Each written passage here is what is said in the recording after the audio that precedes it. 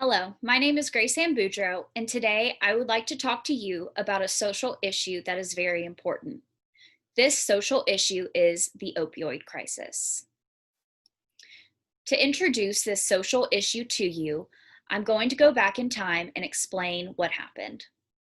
In 1990, we saw a dramatic increase in the number of prescription opioids that doctors prescribed.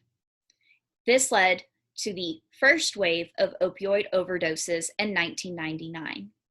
The second wave began in 2010 due to an increase in heroin use across the country. The third wave began in 2013 due to the use of synthetic opioids. One synthetic opioid that you might have heard from on the news is called fentanyl. In my hand, I have a penny. This penny represents the amount of heroin that it takes for a person to overdose. In my other hand, I have a bobby pin. The tip of the bobby pin shows how much fentanyl it takes to overdose.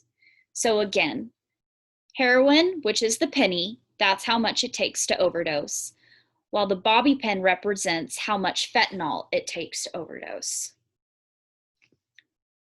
Finally, in 2017, the United States declared the opioid crisis a public health emergency. This is very crucial because it shows just how devastating the opioid crisis has been on our country. But why should you care?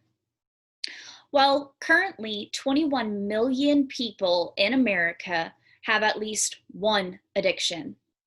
And 2 years ago, in 2018, over 46,000 people died from an opioid-related overdose.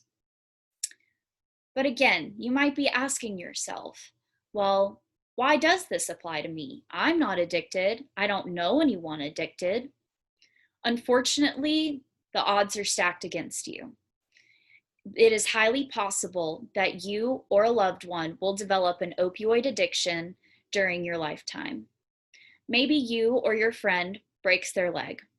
You go to the doctor and you get it fixed, and they prescribe you an opioid, also known as a painkiller. You take them normally at first, but then you develop a tolerance and eventually you become addicted to them.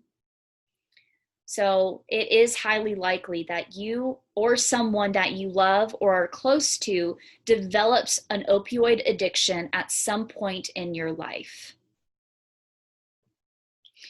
There are other reasons to care also. First is the physical aspect. The opioid crisis has also caused an increase in hepatitis and HIV throughout our country. This is mainly due to intravenous users using dirty needles because they don't have access to clean needles. The next aspect that I would like to talk about is the psychological one. It is no surprise that addiction is psychologically difficult on the addict. It is also very, very harmful to the ones that love the addict or are surrounded by the addict. Not only do they get harmed, but even the people that are their friends can be harmed. Lastly is the environmental aspect. Not only do dirty needles cause pollution around the city, but if opioids are not disposed of properly, then they can create a runoff that pollutes streams and harms the vegetation and animals that surround it. So what can you do? Well, I encourage you to educate yourself. It is extremely important to understand that addiction is a disease, not a choice. Then educate others.